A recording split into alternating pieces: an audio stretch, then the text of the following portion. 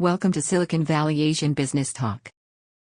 Hello, everyone. I'm Rajat Chen, a professor at the University of San Francisco Center for Business Studies and Innovation in Asia Pacific, and short for CBSI AP.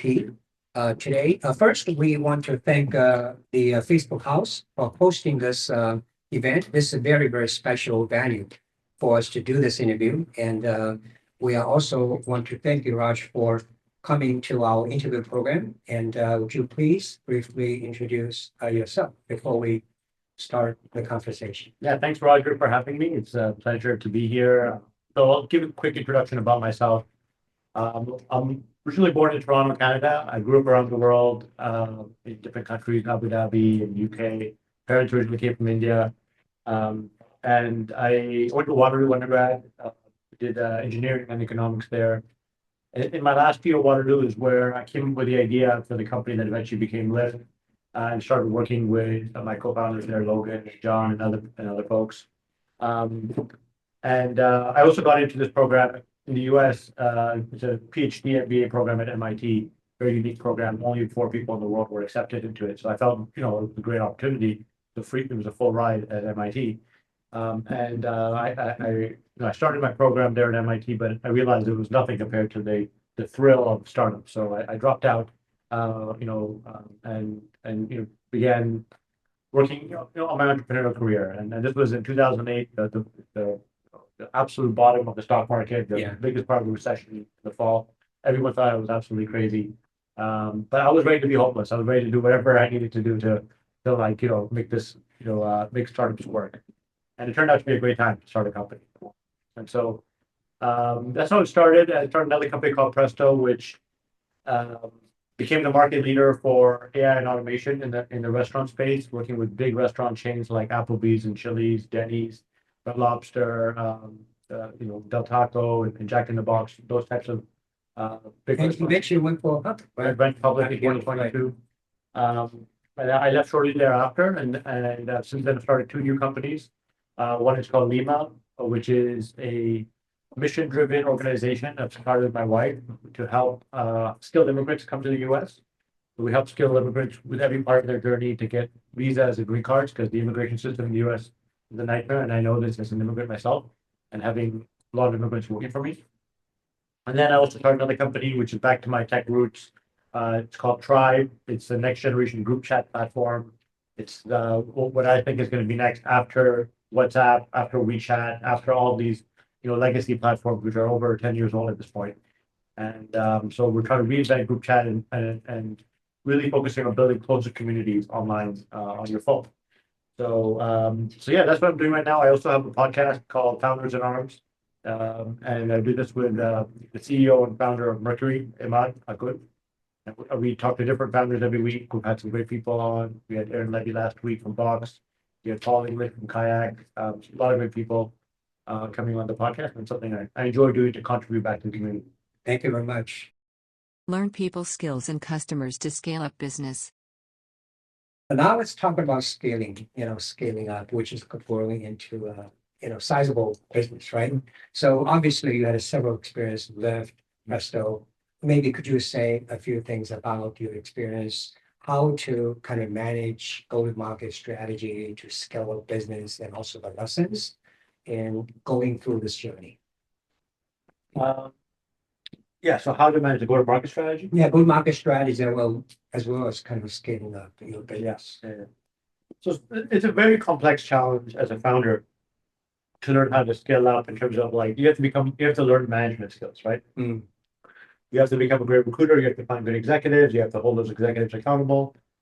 I think, I spent about 8 years as a CEO just learning, I'd failed, to be honest, making a lot of mistakes.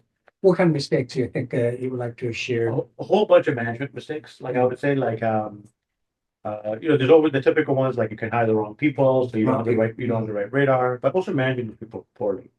And, as a great manager, you have to say the right things at the right time. And you have to know the right action to take at the right time. And that's not obvious. It's not taught in business schools even. You have to just do it and see what works and what doesn't work. Early on in my career, I would channel what I thought a good manager would do. I wasn't being myself. I was like trying to be someone else. Who, oh yeah, T-Dog managed like this, or some other person managed like this. Maybe I should do the same and see what, Then I realized like it didn't feel right. And I still made a lot of mistakes. So I was like, if I'm going to make mistakes, I'll make it as myself.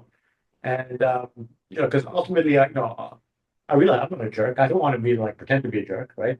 Um, and, but I like to be direct, I like to be very clear with people what I expect. But I also want to be a human, I don't want to be inhumane. So there's a bunch of things you have to learn about yourself and your style and what works with people. Then you have to learn about different people. There are different types of people on the other side. You have to be really, it's deeply human, right? Like you really have to understand some people are good at this, but not the other things. Some people are good at most things, and you have to have like a deep understanding of them. Um, Ultimately, when you're skilling up is a people challenge. Like you got to find, you put people in place so they can go and solve problems for you. Your choices on executives that you bring on and your choices on, uh, like how you manage the company are going to be massive decisions in going in. There's really no short way of learning it, honestly, except for just jumping in and doing it.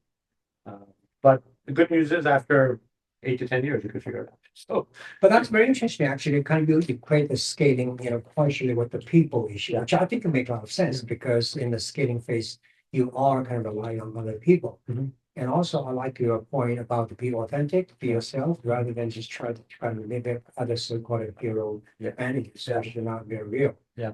I think these are great points, kind of also learn the people skills, deal with the people, communication. Mhm. How about the business side? Like, because you talk about the maybe making some decisions, especially the investment decisions at certain right time or wrong time. Mm. Do you have anything to say about that? Kind Yeah. of just to help the company to scale up. Well, on the go-to-market side, like customer acquisition is a big question, right? Like, Mhm. how do you deal with customer acquisition?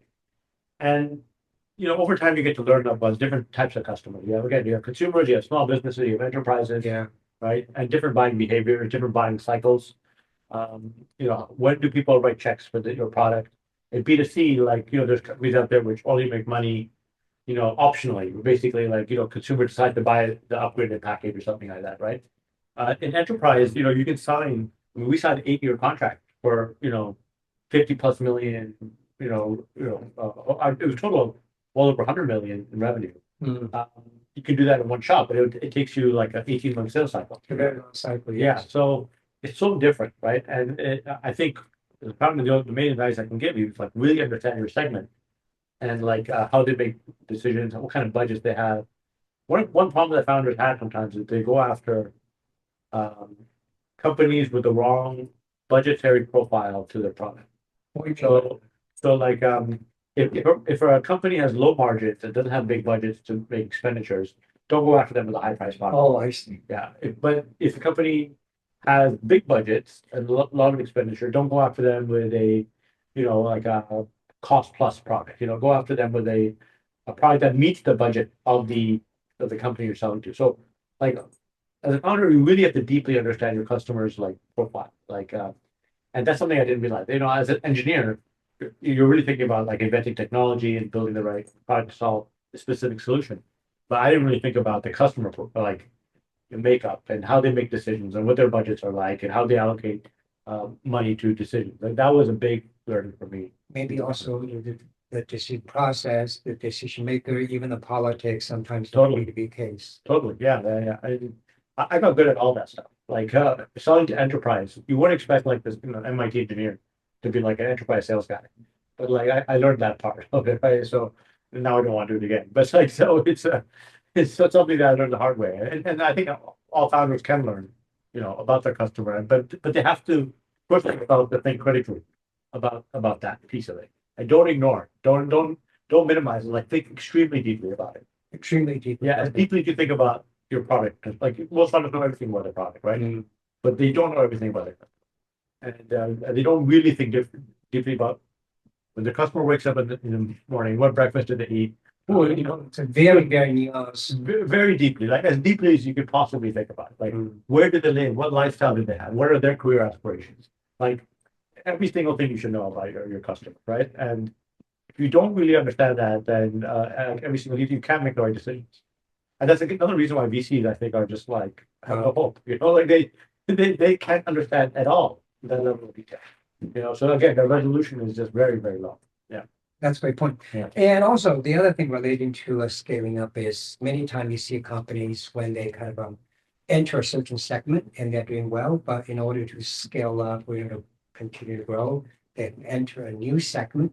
It could be the new market, new verticals. Have you had that kind of situation? If you do, how do you deal with that? It's almost like a very different market.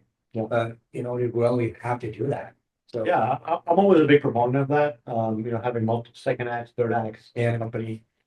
You can look at Lyft and Uber, right? Like Uber has really expanded their offering. They have Uber Eats, they have like the delivery services, they have a bunch of other things, right? Which Lyft hasn't really developed, and I think Uber is benefited from that, right? even sometimes without changing the product, just different different customer offerings. segments. Yeah. Amazon has done a really good job Yeah. of adding new segments. I mean, most of their margin now comes from AWS, Mm. right? Most, their e-commerce product doesn't make that much money.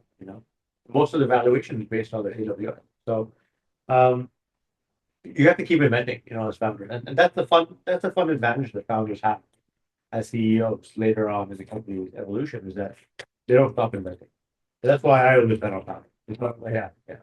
And by the way, it's a free stock tip for everyone. Like you can't really go wrong. It's hard to go wrong with investing in founders. Yeah. Thank you for watching.